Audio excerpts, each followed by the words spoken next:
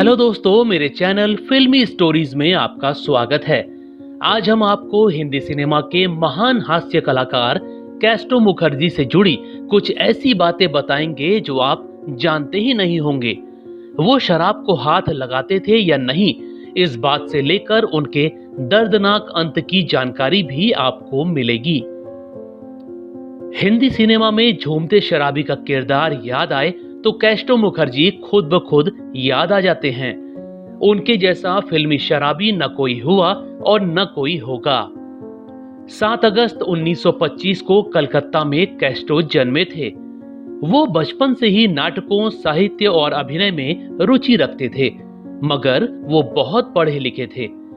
कम ही लोगों को पता होगा कि कैस्टो अंग्रेजी साहित्य से पीएचडी थे। ये राज उनके बेटे बबलू मुखर्जी ने एक बार एक इंटरव्यू में खोला था। कैस्टो उस दौर में नाटकों में अभिनय किया करते थे। उनके दो पक्के दोस्त बन गए थे, एक अभिनेता विश्वजीत और दूसरी अभिनेत्री राखी। तीनों थिएटर करते थे। इसी दौरान तीनों की दोस्ती बहुत गहरी हो गई थी।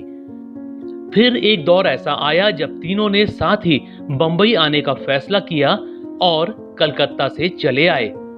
कैस्टो और मशहूर फिल्मकार ऋत्विक घटक के बीच बहुत गहरा रिश्ता था। ऋत्विक ने ही उनको पहली बार बंगाली फिल्म नागरिक में ब्रेक दिया था। बंबई में भटकते हुए कैस्टो को ऋत्विक ने महानिर्देशक बिमल रॉय से मिलने की सलाह दी।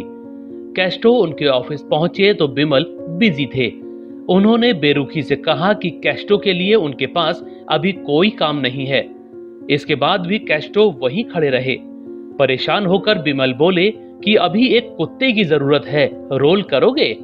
इतना कहना था कि कैस्टो ने कुत्ते की आवाज में भौं भौं करना शुरू कर दिया। कॉमेडियन का यह अंदाज बिमल को इतना पसंद आया कि उन्होंने अपनी अगली फिल्म में उनको वहीं साइन कर लिया। वैसे कैस्टो और निर्देशक ऋषिकेश मुखर्जी की जोड़ी हिंदी सिनेमा में सबसे अच्छी रही। 1957 में आई उनकी ही फिल्म मुसाफिर से कैस्टो ने हिंदी फिल्मों में कदम रखा था। ऋषिकेश से कैस्टो का ऐसा रिश्ता बना कि फिर उन्होंने चुपके चुपके, गोलमाल और गुड्डी जैसी फिल्मों में एक साथ काम किया। कैस्टो ने ऋषिकेश मुखर्जी की फिल्म खूबसूरत में भी काम किया था, जिसके लिए उन्हें फिल्म फेयर पुरस्कार भी मिला था। वैसे शोले फिल्म में उनका नाई का रोल भी आज तक लोगों को याद है। वहीं फिल्म परिचय में उनका किरदार लोग भूल नहीं पाए हैं। दोस्तों, कैस्टो के बारे में कहा जाता है कि वो शराब को हाथ तक नहीं लगाते थे, जबकि यह सरासर झूठ है। उन्होंने खुद ही एक इंटरव्यू में बताया था कि वो रोज शराब पीते थे। शराब पीने की शुरुआत कलकत्ता से बंबई आने के दौरान हुई। कैस्टो ने इंटरव्यू में बताया था कि जब वो बंबई आए थे तो एक गंदे से रेलवे क्वार्टर में सोया करते थे। वहां रात भर चूहे दौड़ते रहते, चारों तरफ गंदगी थी और एक कुत्ता भी उनके बगल में लेटा रहता था। ऐसे में बिना शराब पिए नींद ही नहीं आती थी। कैस्टो ने कहा था कि सिर्फ एक दिन उन्होंने शराब नहीं पी, वो दिन उनकी शादी का दिन था। वैसे उन्होंने शराबी की एक्टिंग खुद को देखकर नहीं सीखी थी। असल में जब कैस्टो जूहू बंबई में रहा करते थे, उस दौरान एक पापड़ बेचने वाला आया करता था। वो अक्सर शराब के नशे में चूर रहता था। नशे में पापड़ वाले का अंदाज और आवाज इतनी दिलचस्प हो जाती कि कैस्टो बहुत देर तक पापड़ वाले की हरकतें देखते रहते। इसी बीच असित सेन ने उनको माँ और ममता फिल्म में शराबी का रोल ऑफर कर दिया।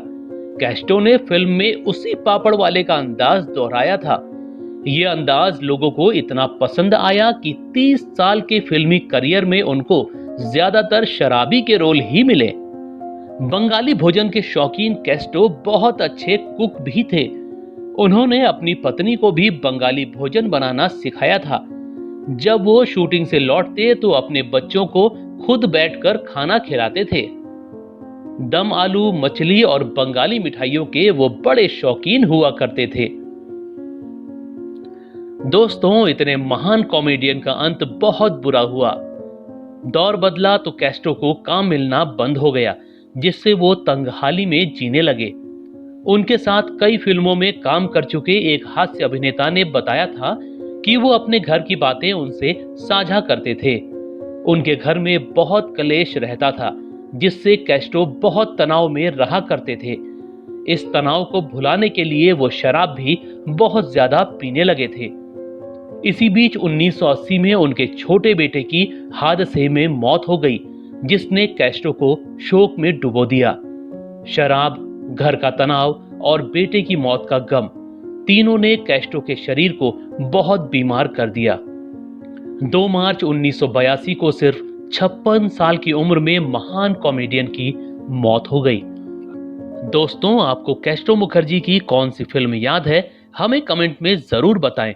ऐसी ही और स्टोरीज को जानने के लिए आप मेरे चैनल फिल्मी स्टोरीज को सब्सक्राइब भी कर सकते हैं। बस बेल आइकन दबाना मत भूलिएगा।